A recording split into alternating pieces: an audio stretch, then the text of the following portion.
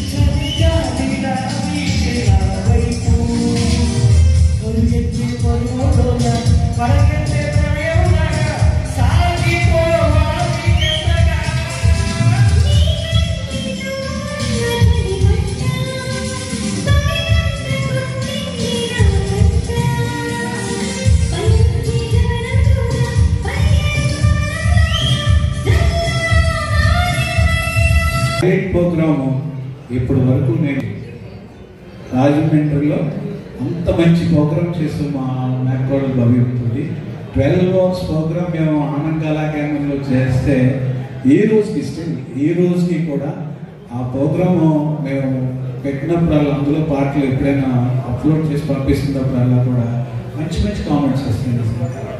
ఆ అమ్మాయి వల్ల నాకు పేరు వచ్చింది. అలాగే నేను ఎవరితో పాడినా కూడా వాళ్ళ వల్ల నాకు పేరు వచ్చింది, కానీ నా వల్ల అయితే వాళ్ళకి పేరు రాలేదు. ఎందుకంటే వాళ్ళ దగ్గర నేర్చుకున్నాను. నేను ఘంటసాల పాటలే పాడేవాడిని ఫస్ట్. తర్వాత కవిత పాడిన తర్వాత ఎస్పి బాలసుబ్రహ్మణ్యం ఆ పాటలు వేసుకున్నాను. అదే చెప్పాను శ్రీనివాస్ గారికి, నేను ఆనంద్ ఈవెంట్స్లో ఆనంద్ గారికి ప్రోగ్రామ్ చేసిన, మీకు ప్రోగ్రామ్ చేసిన, ఎవరికి చేసిన, శేఖర్ గారి ప్రోగ్రామ్ చేసినా కూడా ఇది మీ అదృష్టం. కాబట్టి మీ అదృష్టం వల్ల ఏవి రమణ గారు చేయడం వల్ల దానికి ఒక అందం వస్తుందేమో, కానీ ఏవి రమణ గారు నీట్గా డ్రెస్ వేసుకుని డ్యాన్స్ చేసినప్పుడు మాత్రం నా ప్రోగ్రామ్కి ఏమి అందం రాదు. చేసుకునేవాడికి కూడా అదృష్టం ఉండాలి.